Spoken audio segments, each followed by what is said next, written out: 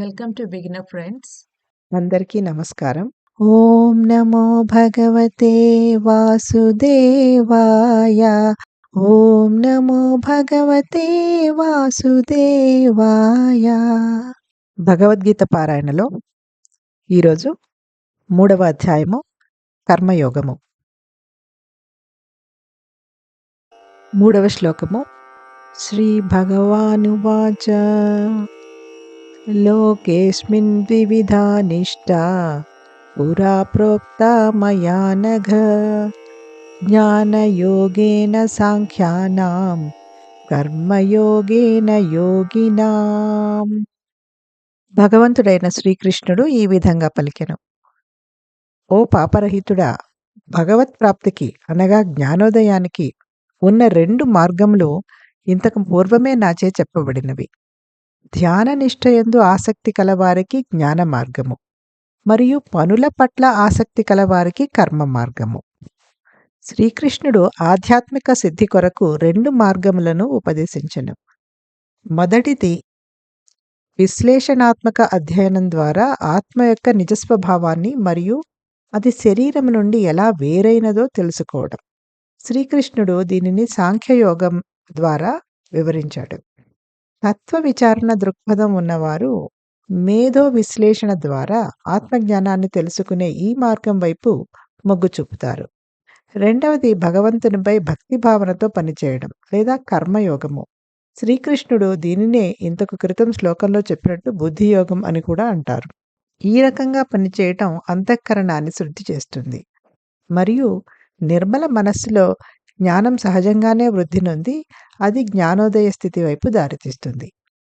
ఆధ్యాత్మిక పదంలో ఆసక్తి ఉన్న వారిలో ధ్యానము, విశ్లేషణ పట్ల మొగ్గు చూపేవారు ఉంటారు మరియు కర్మలు, పనుల పట్ల ఆసక్తి ఉన్నవారు కూడా ఉంటారు. కాబట్టి ఆత్మకి భగవత్ ప్రాప్తి అభిలాష ఉన్నప్పటి నుండి ఈ 2 మార్గాలు ఉన్నాయి.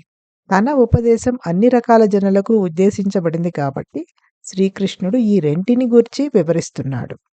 Meaning of the shloka is: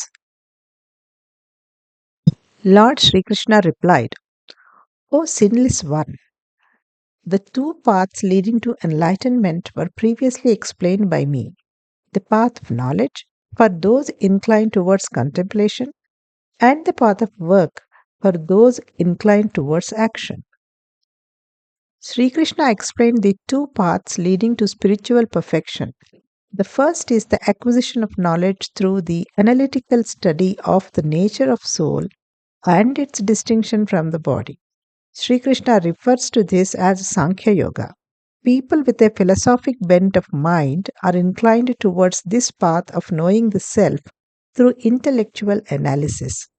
The second is the process of working in the spirit of devotion to God or Karma Yoga. Sri Krishna also calls this as Buddhi Yoga, as explained in the previous verses. Working in this manner purifies the mind, and knowledge naturally awakens in the purified mind, thus leading to enlightenment. Among the people interested in the spiritual path, there are those who are inclined towards contemplation, and then there are those who are inclined towards action. Hence, both these paths have existed ever since the soul's aspiration for God realization has existed. Sri Krishna touches upon both of them since his message is meant for people of all temperaments and inclinations. Om Namo Bhagavate Vasudevaya.